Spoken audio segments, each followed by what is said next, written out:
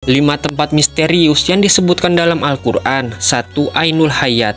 Ainul Hayat merupakan sebuah telaga atau sebuah tempat yang memiliki mata air, yang kalau airnya diminum maka orang itu tidak akan mati sampai hari kiamat, kecuali dia memohon kepada Allah Subhanahu wa Ta'ala untuk dimatikan.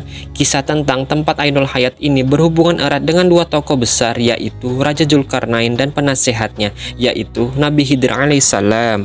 Yang kedua, Jabal Kaf. Sebuah gunung ini kisahnya pernah disabdakan Nabi SAW ketika sahabat beliau yang bernama Abdullah bin Salam tengah bertanya kepada Nabi SAW, "Ya Rasulullah, dengan apa bumi ini bisa tenang?" Nabi SAW bersabda, "Dengan beberapa gunung." Kemudian Abdullah bin Salam melanjutkan bertanya, "Lalu dengan apa gunung-gunung itu dikokohkan?" Nabi SAW bersabda, "Dengan gunung Kaf yang terbuat dari batu jamrud dan birunya langit." Para ahli tafsir mengatakan bahwasanya Gunung Kaf merupakan induk semua gunung yang ada di dunia ini. Ada beberapa pendapat mengenai keberadaan Gunung Kaf ini. Raja Dzulkarnain pernah naik ke gunung ini, namun mengenai letaknya ada di antara Yordania dan Arab Saudi. Namun ada juga yang berpendapat lain mengatakan letaknya di daerah Yaman.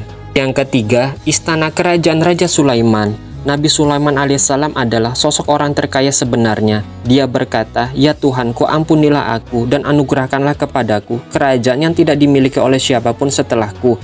Sungguh engkaulah yang maha pemberi." Quran Surah As-Sad ayat 35.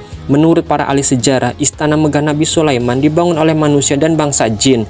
Istana Nabi Sulaiman disebut dengan Solomon Temple atau Kuil Sulaiman. Hal ini sesuai dengan literatur bangsa Yahudi. Istana Nabi Sulaiman sekarang sudah tidak ada lagi alias sudah runtuh, dan yang tersisa hanyalah tembok sebelah barat di bagian kuil. Bagi orang Yahudi, bangunan ini dinamai tembok ratapan. Yang keempat, tembok besi Dzulkarnain. Tembok ini terdapat dalam Al-Quran Surah Al-Kahfi dan beberapa hadis sahih. Tembok besi yang dibuat oleh Raja Dzulkarnain ini berfungsi untuk mengurung dua kabilah perusak, yaitu Ya'juj dan Ma'juj. Tembok ini akan runtuh ketika dunia diambang kiamat, dan kaum yang di dalamnya akan melakukan pengerusakan di seluruh dunia. Jumlah kaum ini sangat banyak. Diriwayatkan kalau ada satu manusia, berarti jumlah Ya'juj dan Ma'juj adalah 999. Tembok Dzulkarnain bisa saja ada di dimensi lain, atau memang sengaja Allah Subhanahu wa Ta'ala tutupi atau dibedakan dengan dunia manusia. Yang kelima, Pulau Dajjal. Dajjal merupakan salah satu dari 10 tanda datangnya kiamat kubro. Jika Dajjal telah muncul, maka dunia saat ini telah diambang kehancuran besar.